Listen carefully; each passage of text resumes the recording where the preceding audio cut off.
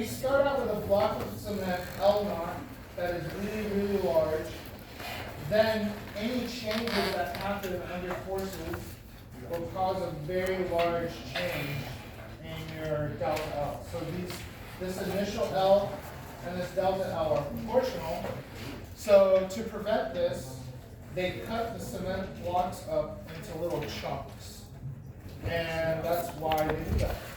So, but this topic is very simple. You know, you just plug in numbers, and I guess the hard part would be trying to figure out, you know, the force maybe, or calculating an area or something. But for the most part, it's just a plug in and check type of problem. It's very mathematical, honestly. So it's going to be a take-home quiz type thing for this one. I believe it's chapter 1. But on the side note of that, equilibrium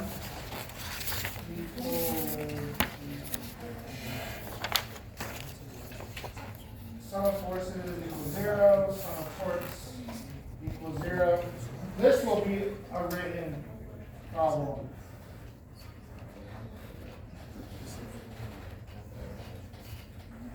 Okay, and then I believe gravitations are next chapter, so chapter 12 is gravitation. I don't know if I'll do a written portion, I might make a bonus problem. Or it's definitely going to be take home quiz type thing. Take home online. And then you'll have one more written problem. I don't know if it's chapter 13 or 14. I'll have to look. I believe it's 13, which is periodic motion. Periodic motion will be a written part. Periodic motion.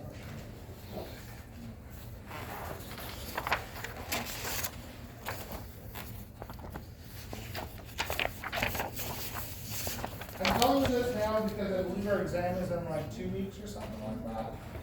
Or 3. Yeah, it's coming up pretty quickly. So the quiz will be next week probably sometime, and then I'll give you some time to study. Okay? So that's that. So let's go over the exam now. Okay.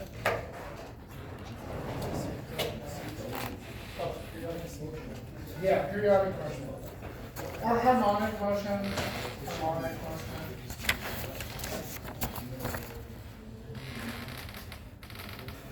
We will skip sound. We're not doing sound. Skipping sound. Sound and partial waves. So anything that's like a wave. Man. I think it'll be a little bit. And then I got this full thing right on my own. I got 2 points. But you got 3 points. Alright.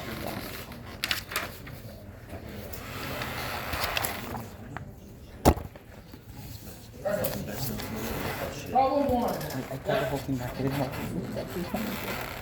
How many chapters? I want to get up to chapter 14, but it's looking like maybe only chapter 12, 13. So should the next exam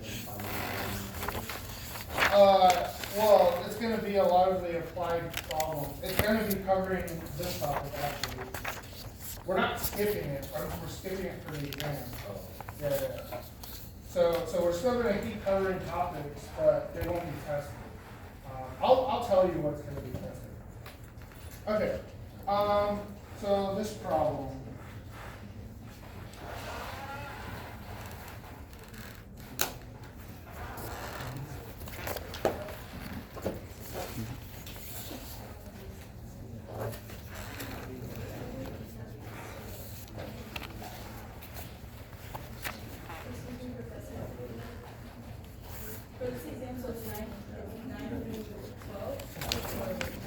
It's 4 chapters, so 8, 9, 10, 11. I'm gonna need that back later, but I'm gonna ask it for later. Just check Well, it's all cumulative, right?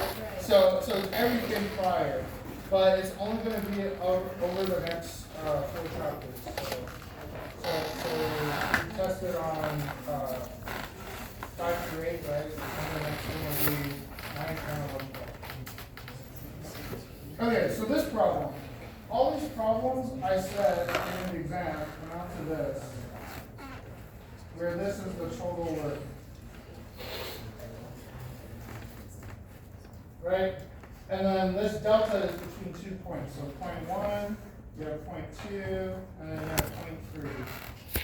And the question is, what is the speed when it reaches the bottom?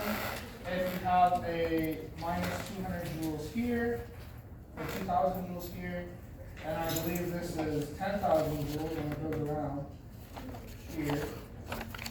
And then I believe going back up, it's 1,000 joules. So that's really all you have to kind of keep track of is just where you're losing energy, right?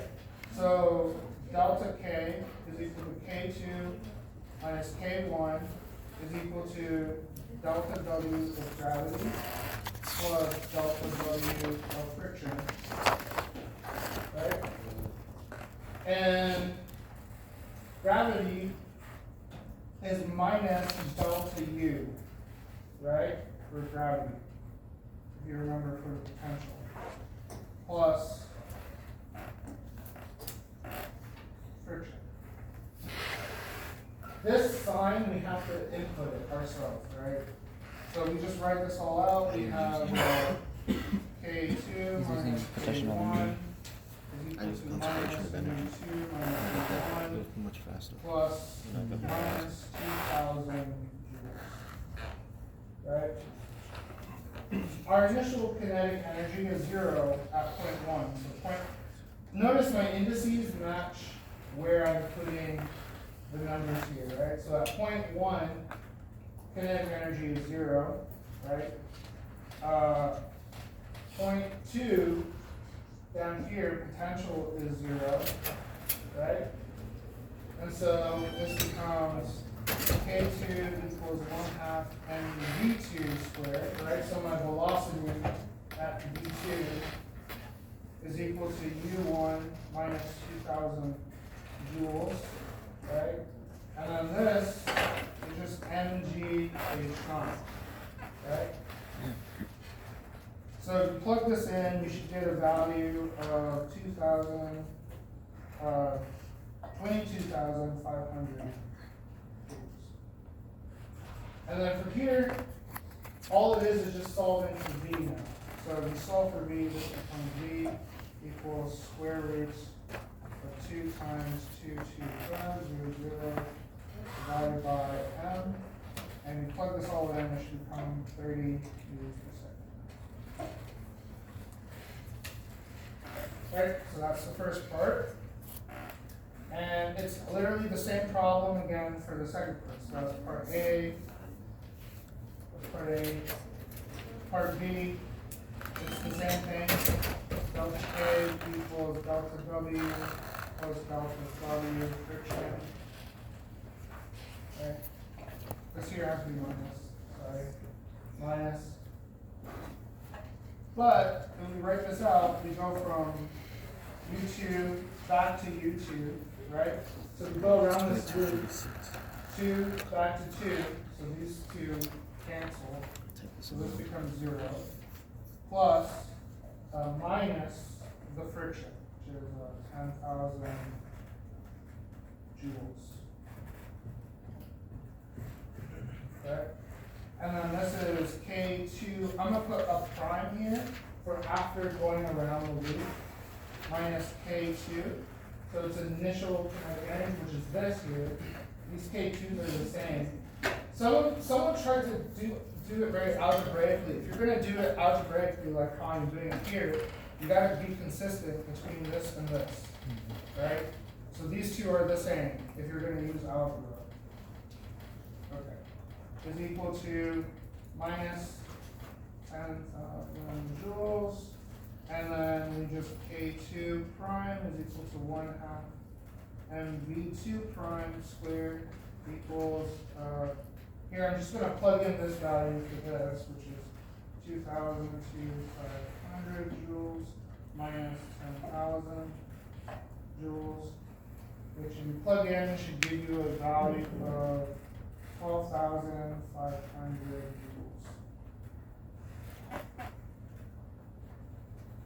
And again, if you solve for V2 prime, you should get V2 prime is equal to 22.4 meters. Okay, any questions?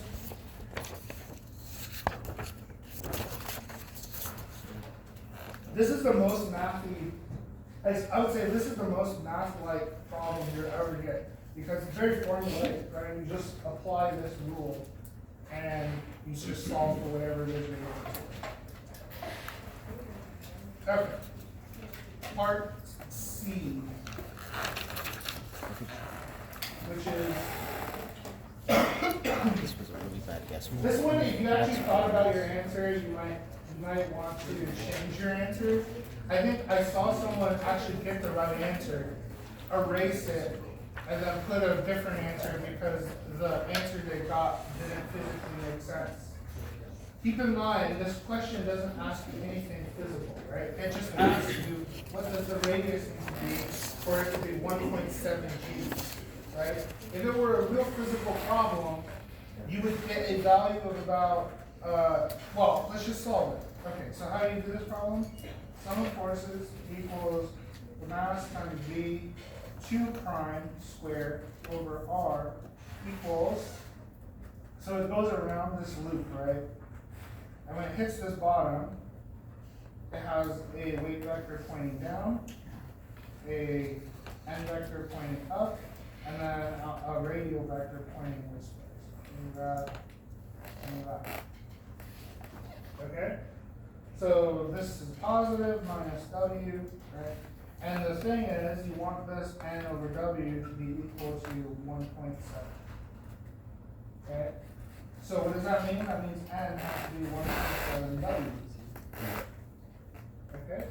So we just plug this in, we get mv2 prime squared over r equals n minus 1.7 plus minus w 0.7 w. Okay. And solving for this, you solve for r, so you have r is equal to mv2 squared divided by 0.7. Because n and W are the same thing. Your masses cancel on the top and the bottom. So it has to be And you're left 1.7. with W 0.7. W is 1.72. If you plug the values in, you get 73.0. Shit, no. Is this physically possible? Okay, that's just W. That's 1.7 W. That's just W. Can you make it around the loop if the No, it radius doesn't, is 73 and meters? it's just, yeah, it's the weights. Which would be 1. Just the card is, How high are you initially? I think the card is 50, yeah. You're, how high? 50 meters? So you can't even make it up halfway, right? You can only make it up a radial height of 50 meters. So, to make this problem physical, I might ask you, for final, or quiz, what number of G's must you experience such that R is equal to 3 meters?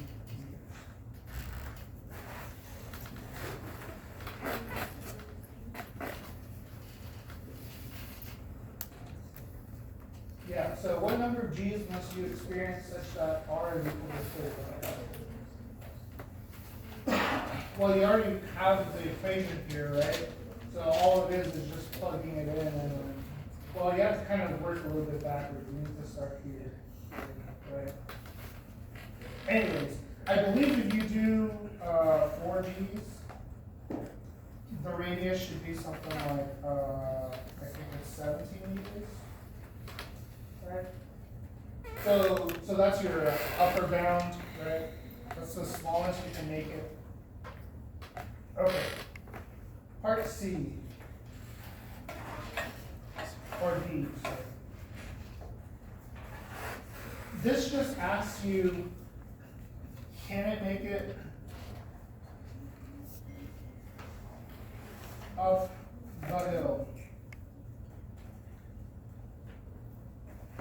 Right, well, if you just track your energies, you can just start here if you want.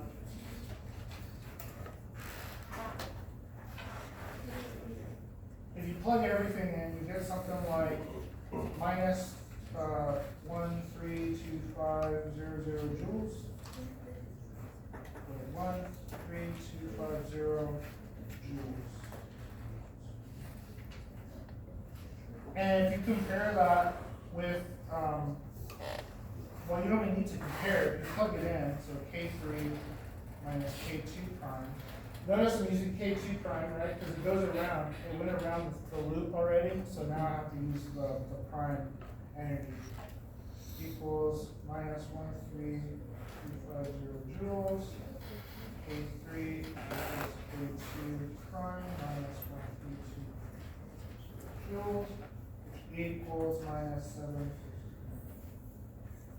negative energy. I do not have enough to go up.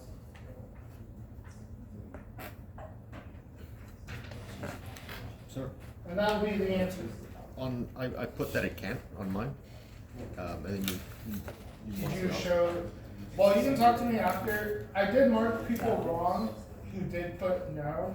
If there was no like work showing, or there's no like, there was no this, there was no proof, right?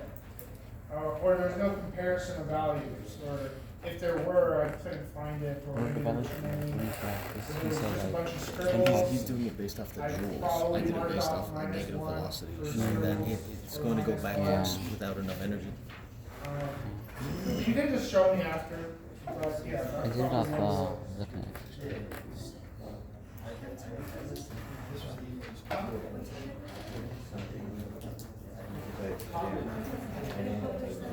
Oh, this is just, this is basically There's the no way. kinetic work.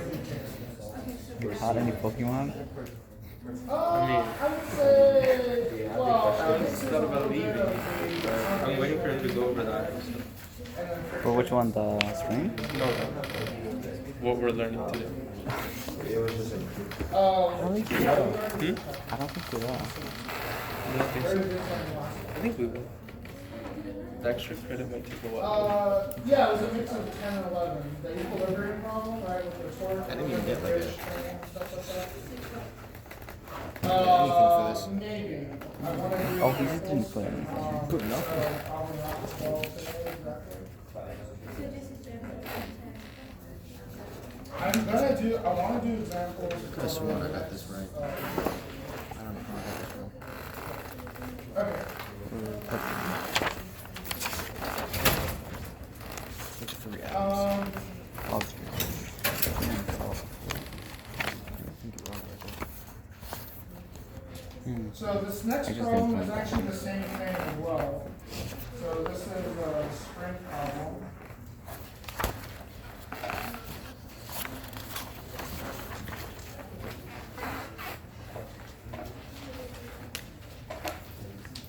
And it says that you have a mass of, let's see, 1 kilogram. And it's given an initial kick V with equal to 10 meters per second. And then you have some friction here on the surface. UK equals 0.4. And the question is, oh wait, what were you asking again about this chapter?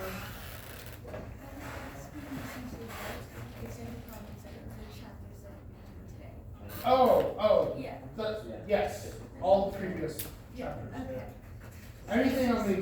This is the exam. This is set. Yeah. Did you take the exam? No. Okay.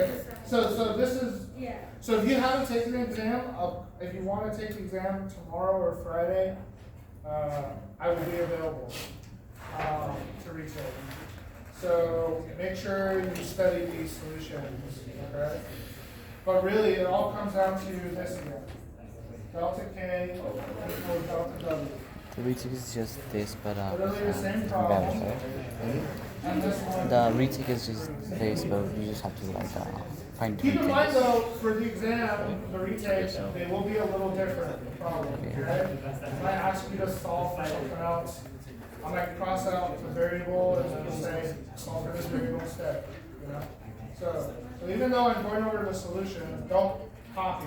I'll get to that when we do the bonus problem. A lot of people just copied my solution for the bonus problem, and I didn't give you any credit. If it was just a straight up copy of my solution, I did not give you any credit. But if it looked genuine or if there was something there, I gave you some credit, okay? But yeah, please do not just copy my solution, because my solutions are not completely correct. I do shortcuts that you need to explain, okay?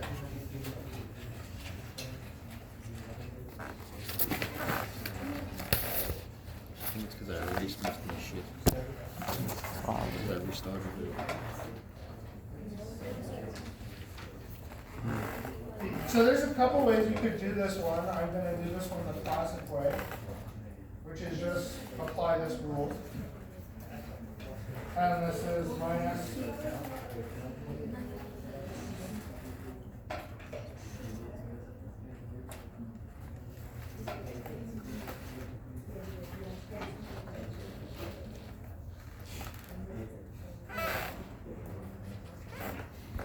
So you just plug in the values here to get.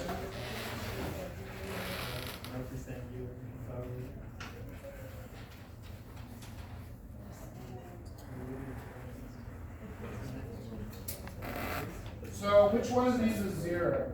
U2 or minus U1? Which one's 0? U2 or U1?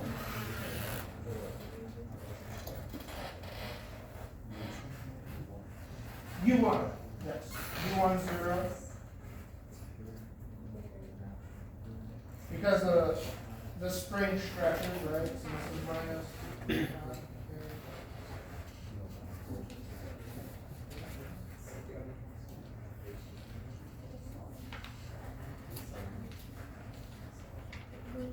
How did I get this?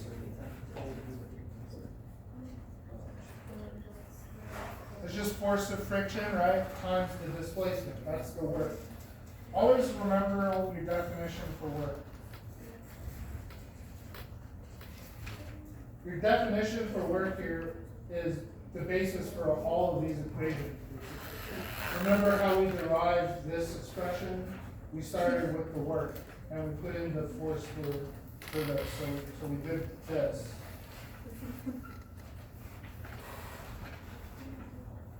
Right? And then from this, we were able to get this expression here. And so, if you just went back to the basic definition of everything, just apply it, you should have got the answer. But really, we already know this, and this is what it was asking for, right?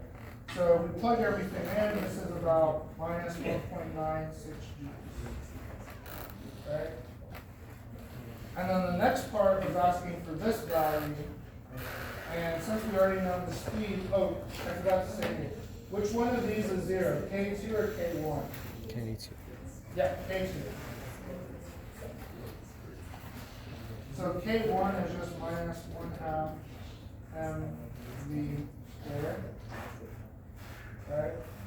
And then, so we add this over, we multiply by this negative, and we solve, and you should get K is equal to 384 minutes per meter.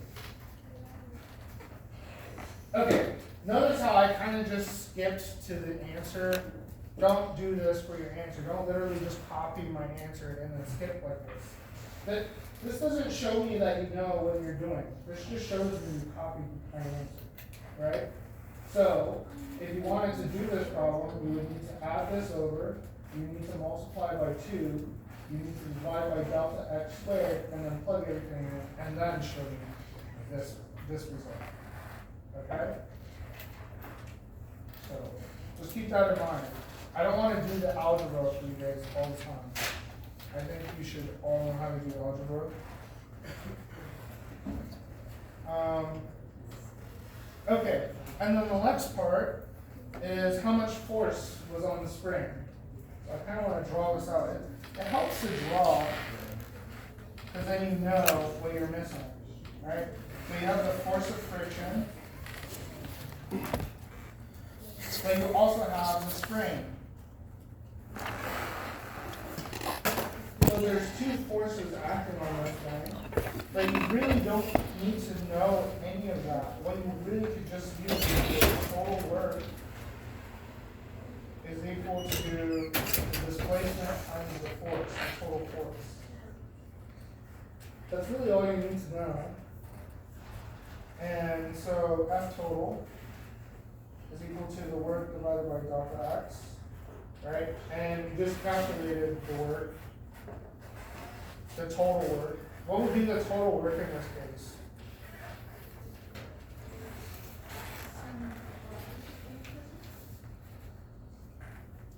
So the total work is basically your total energy, right? So what's your total energy of the system?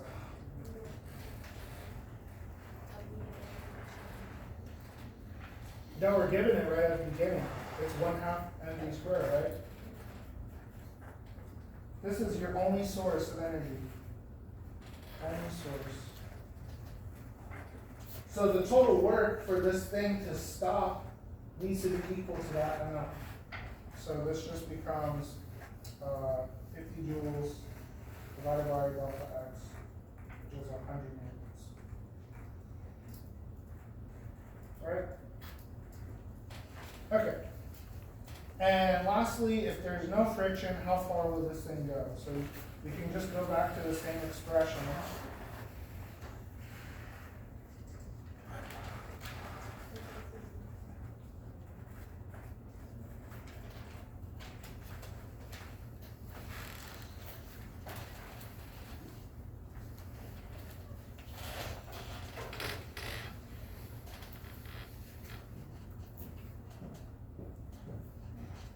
Which one of these is 0? X2 or X1? Yeah, so 0. Right. And then we have 1/2 mv squared minus 1/2 k by x squared.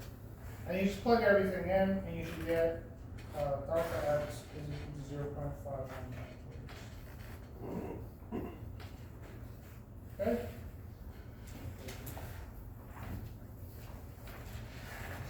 Alright, so that's that problem. Next problem. This is the momentum problem. This problem will definitely be different if you do a retake. So get familiar with the method. So you have 3 masses.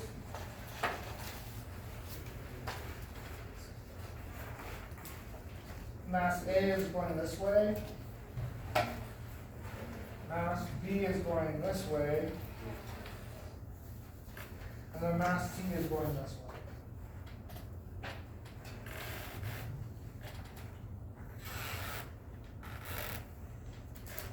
A lot of people got this one wrong, just by a factor.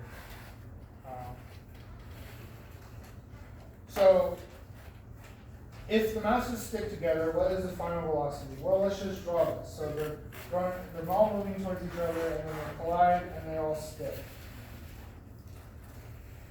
And then they go flying off in some new direction. Alright. So using your conservation of momentum, this is how you would do it, right? So you have PA plus PB plus PC is equal to MA plus MC plus MC times V.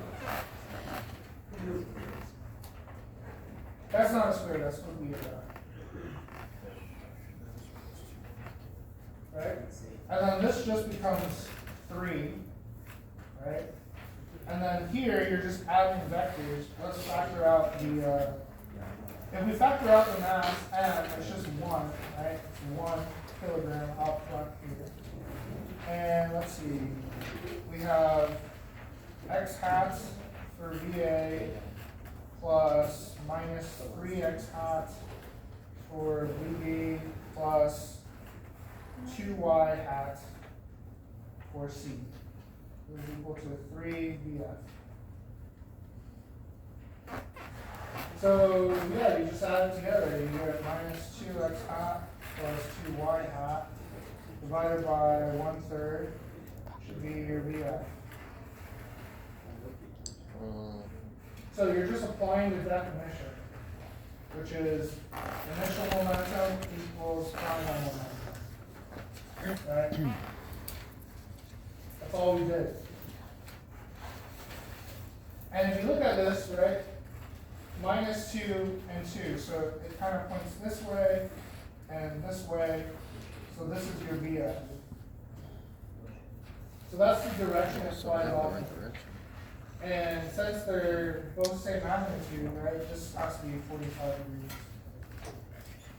I took either 45 or we did the other, which was 130 something, 35, I think.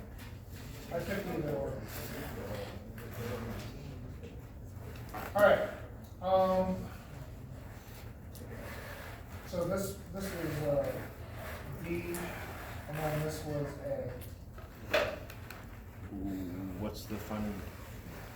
It was 1/3 2x hat Okay. plus 2y hat. So C, if the masses do not stick together, and instead the final velocities are VA, I'm going to put an F here for final, VAF minus 1 x hat plus 1 y hat, and then VB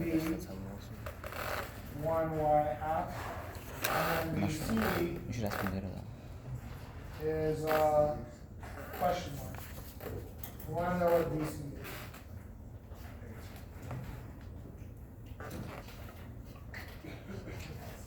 Okay, so, oh, by the way, let's just think about this. This makes sense, right? Yeah. If you think about it, it kind of makes sense because VB is moving the fastest, right? It's moving at minus 3. MA is only moving at 1, right? So if you just were looking at these two, total momentum is minus 2 in this direction, right? And then you have the 2 in the other direction, so it becomes 45. Okay, so applying this, we have PA plus PB plus PC is equal to PAF plus PBF plus PCF. Right? And then we kind of already know what this is, just based off of here. So we already did it up here, this one, right?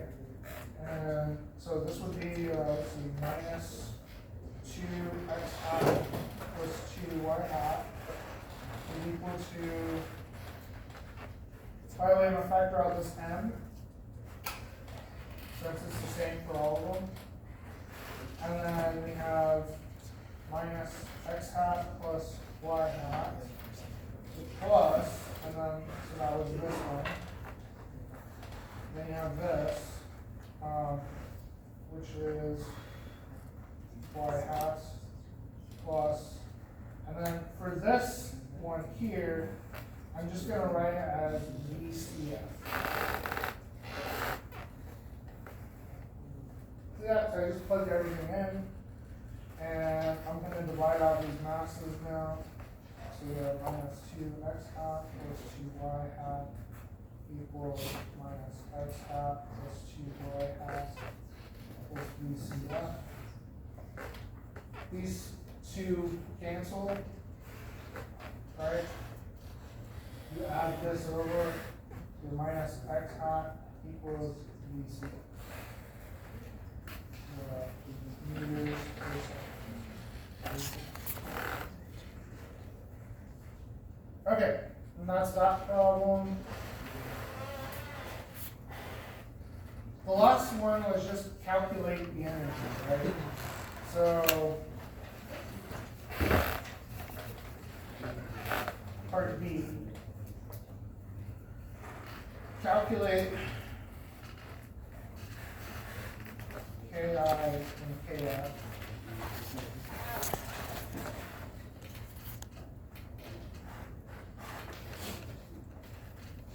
So we do this, 1/2.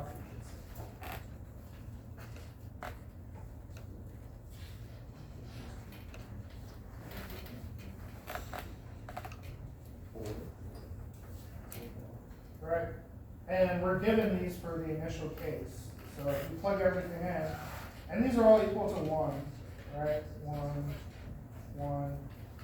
So you plug everything in, you should get something like 7 joules. Okay, initial. And it wants you to calculate the final energy when they do not stick together. Right, so if they're not sticking together, it's the same thing. Only use a different velocity now. Your final velocity.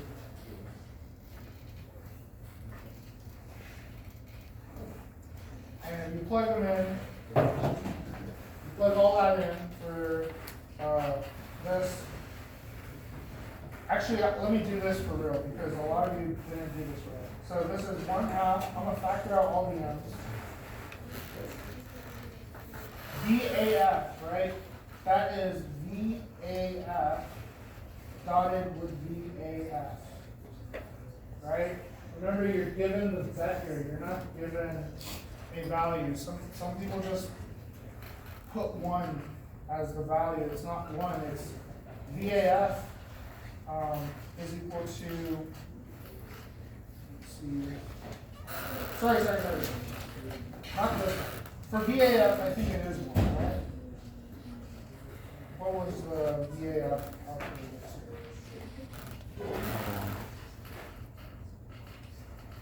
Oh, no. Yeah, it is. It's x hat plus y hat, right? We're given it in part C.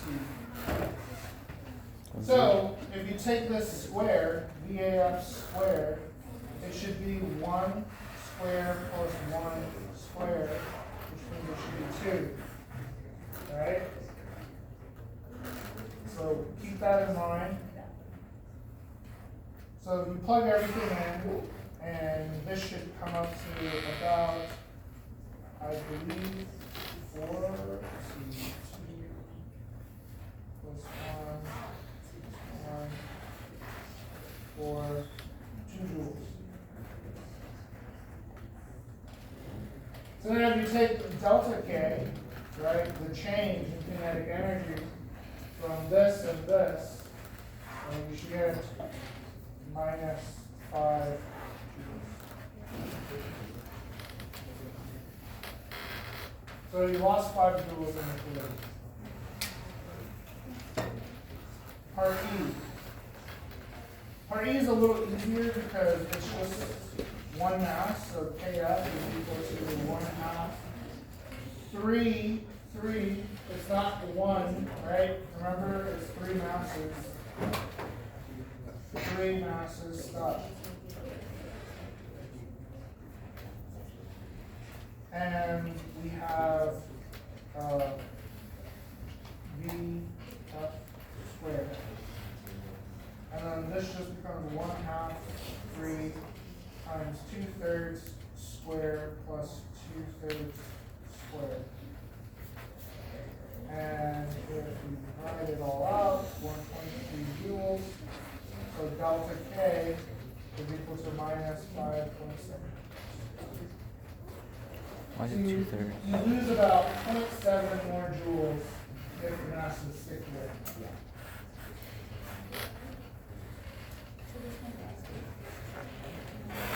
Professor, why is it 2 or 3? instead of just, it was 2 over 3 instead of just 2. Because it's 3 masses, there's Ah, stuff. hold on. So you have mass A plus mass B Yeah. plus mass C, and they're all equal to 1, so you go 3. Hold on.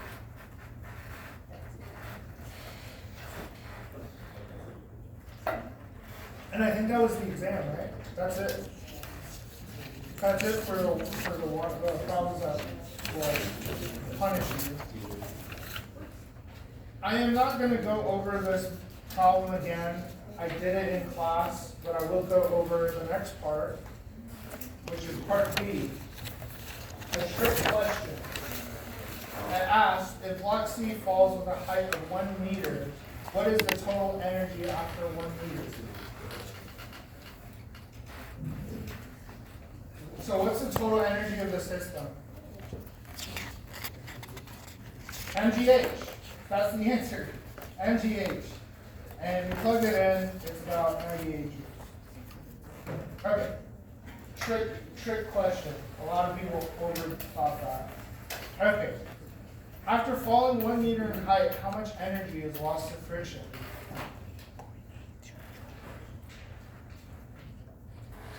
It's basic, right? Friction. Mu K and delta X. What does delta X have to be? Change in Yeah, distance. it has to be 1. And here, a lot of people miss this part up. It has to be MA plus MV times G, right? You plug everything in, it's about 8.82 joules. You can put the negative here if you want. I don't care either way. And then finally, using work energy theorem, what must the final velocity of block C be after 1 meter? So we do, I'm just going to write it out blatantly. I'm not going to do the whole formalism.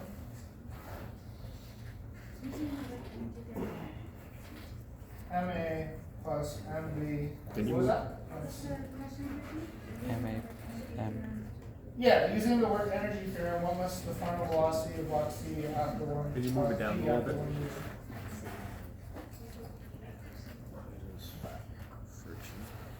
So all the masses are moving, right? And they're all moving at some final speed.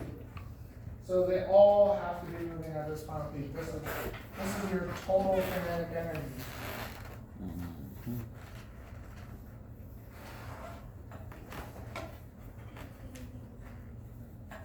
And after losing some energy, right, after going some distance, what should the final velocity be? You plug everything in, it's about 3.7 meters per second.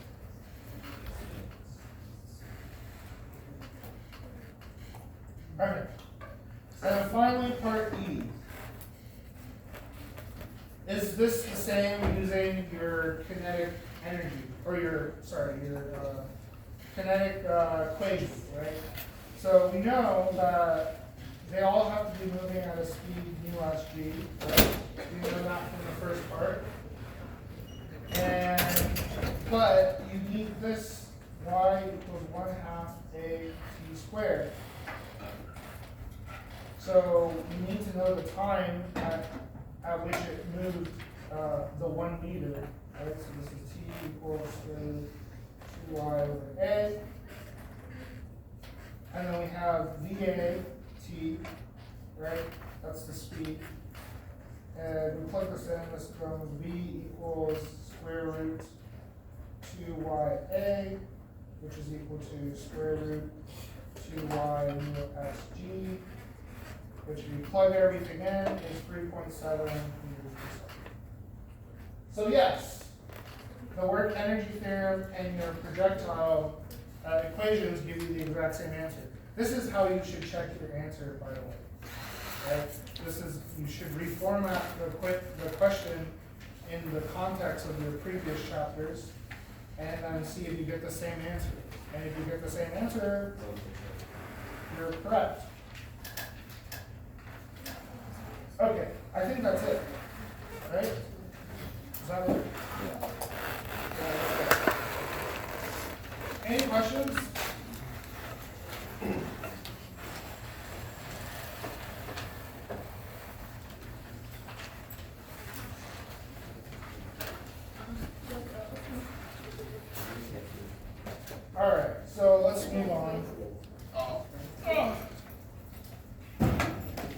see if I can find my lecture notes. If I can't find my lecture notes, we might call it a little early today.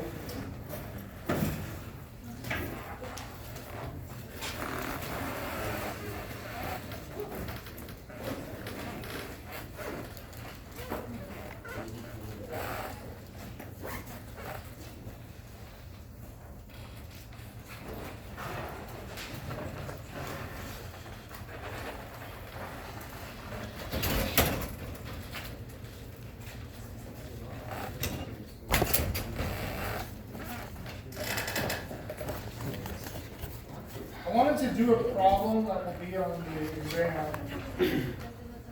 I don't know if I can find it.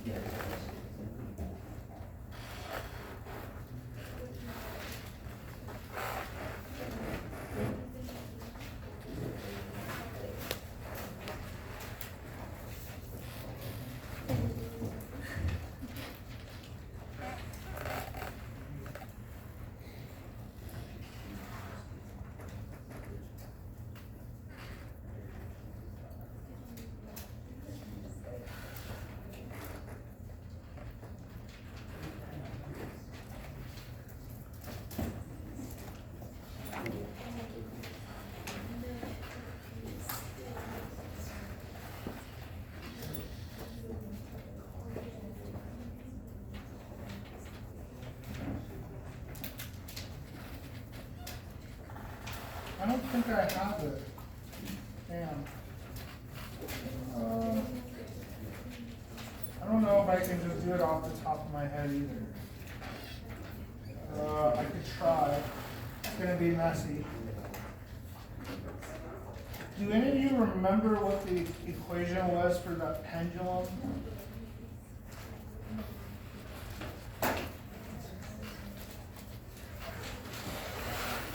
Oh well, we'll do it. Review again. You will have to do this on the quiz, so let's just do it from scratch. You have a rod, some mass M1, a ball or disc, M2, radius R, and L. The question will be, what must M2 be such that T is equal to 2 seconds? I think it was M1 and M2.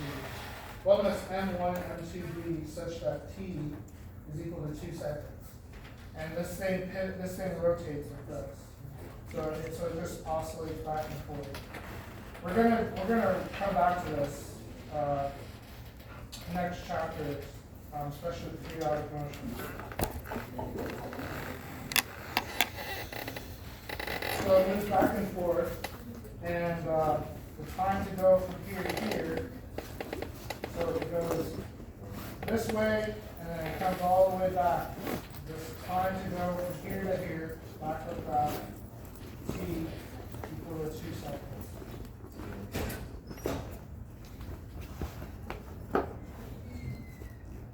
So if you know the inertia, if you know I, pendulum, right? We did it in class. The torque on the system, W1, W2, but you also have a center of mass where it's the total, W total. So these individual pieces, they have their own center of mass or they feel weight. But if you were to find our pendulum from here, this pivot point, you can just take it with respect to I total, right? And then this becomes RCM, right? the distance to your center of mass.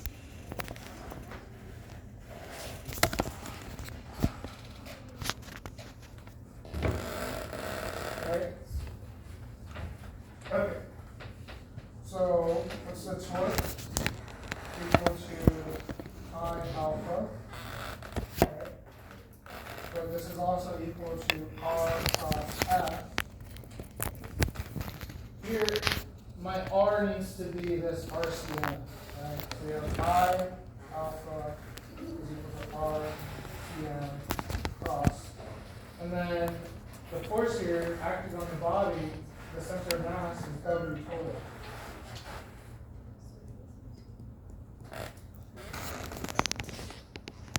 Okay? And so this becomes, let's make this positive. Actually, hold up, let me see.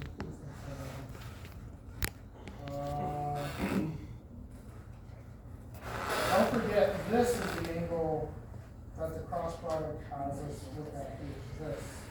That is theta difference, right, for the cross product. So keep that in mind. So this becomes RCM M1 plus M2 G sine theta. That's V. X, Y,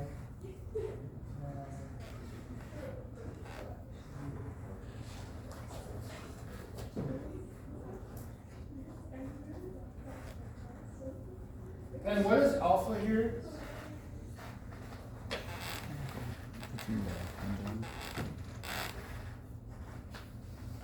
Does anyone remember what alpha is equal to?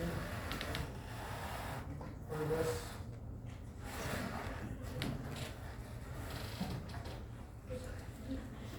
It's going in a circular motion, right? So if you just start from the basics, S equals R plus some angle, it's called theta. Then this is V equals R omega, and then this becomes A equals R alpha. Right? So alpha is equal to A over R alpha. And this is linear. So it's a linear acceleration along this path, right?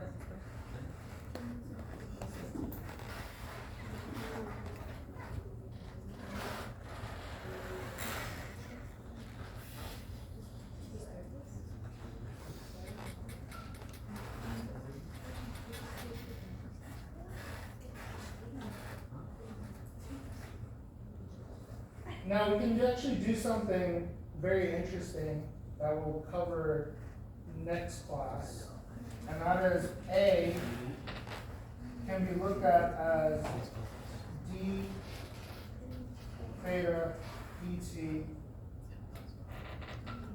right? From here as well.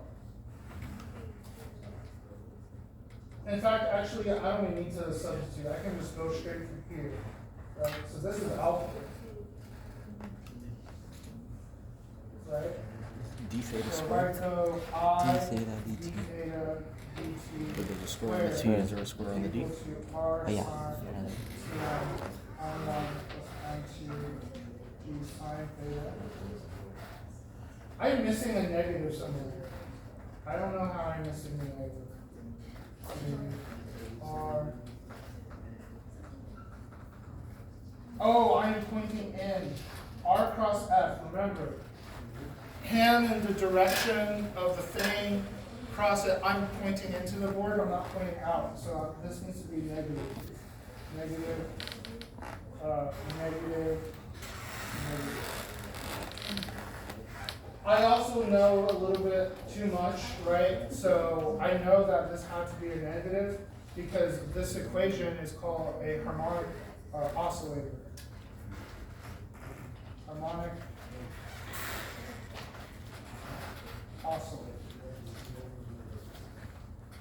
And when I say that you will have a harmonic motion problem, this is what I was referring to, right? I was referring to this.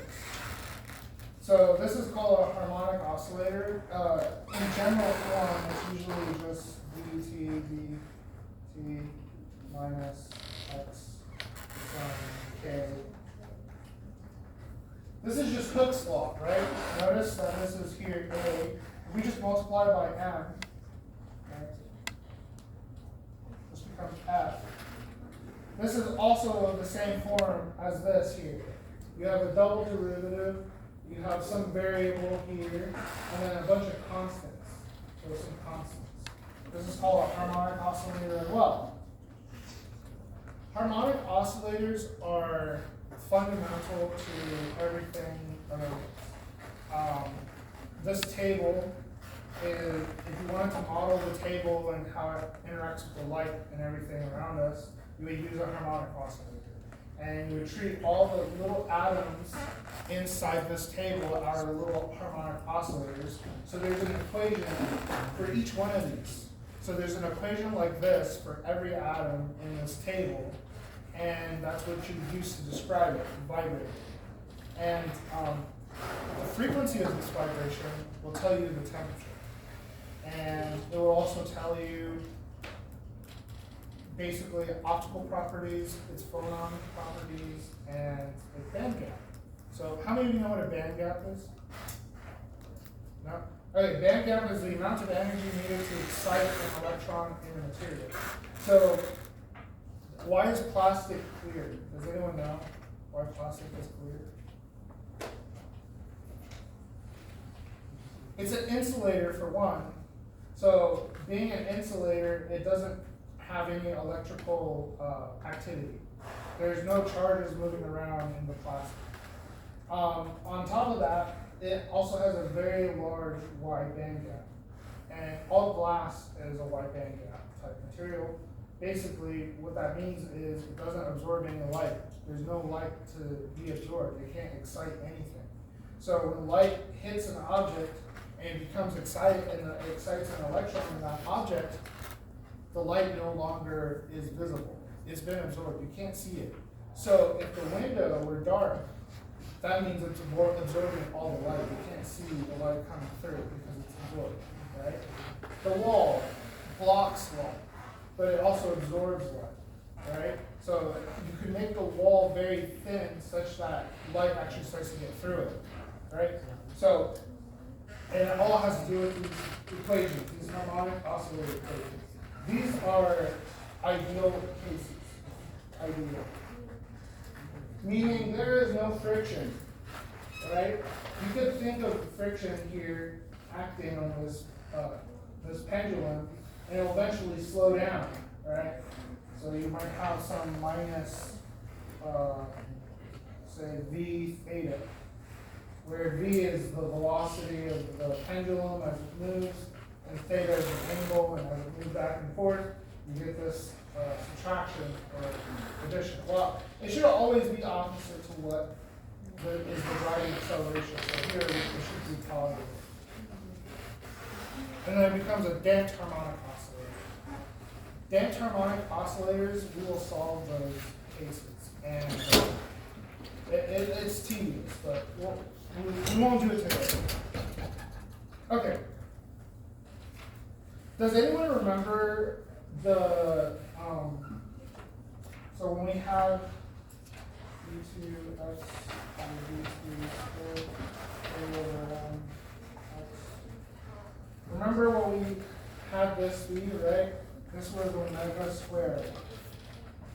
Remember that from a while back when we did circular motion? Okay. If this is omega squared, and we compare these two equations here, so we look at these two equations, this is omega squared, right? K square root over m. That's the frequency for the spring, right? So if you just compare these two equations with this, what you'll see is omega squared has to equal RCM m1 plus m2 g all over I pendulum. So I took some shortcut, right? So I just divided I over here, and then, and let's forget about this portion. We're just looking at this ideal case. And I treated sine theta as my variable, right? What is the relationship between frequency and period? Does anyone remember? 1 over, right? So this is 2 pi over t squared equals RCM M1 plus M2 G over I pendulum. Right? So now, this becomes a very hard problem. So I think I give you M1, and then you have to solve for M2. But this is a very hard problem, because does anyone remember what I pendulum was? T squared theta over dt. It was like the rod, I rod, right? Plus I disc, plus the total mass of the disc times its displacement squared. Something like that, right? I don't exactly remember. You'll have to, there'll be a problem. Go back in your notes and look for it. But if you were to put in all your m's here, this becomes a very complicated equation, right, for solving for m's. So just, that's this problem. What must m1 and 2 be such that t is equal to 2? So you're given 2, t would be 2 here, right? So this just becomes pi squared. And then you're probably given, I'll give you m1 probably. m1 will be 1 kilogram. So then your goal is to find m2. Make sense? But I would just, this would be the start, right? I would just give you this, and it's a written problem. So you gotta know how to do all this part. All the way through. Okay? Alright, well, I think that's it for today. I will upload a new homework so that tonight or tomorrow sometime it'll be over the next, when did the last homework end? Chapter 10? Is it chapter 10? I think 8. It was 8? Okay. I'll do 9, 10, and 11 and 12, just one big homework, but they'll be very select problems. It won't be as long. Alright.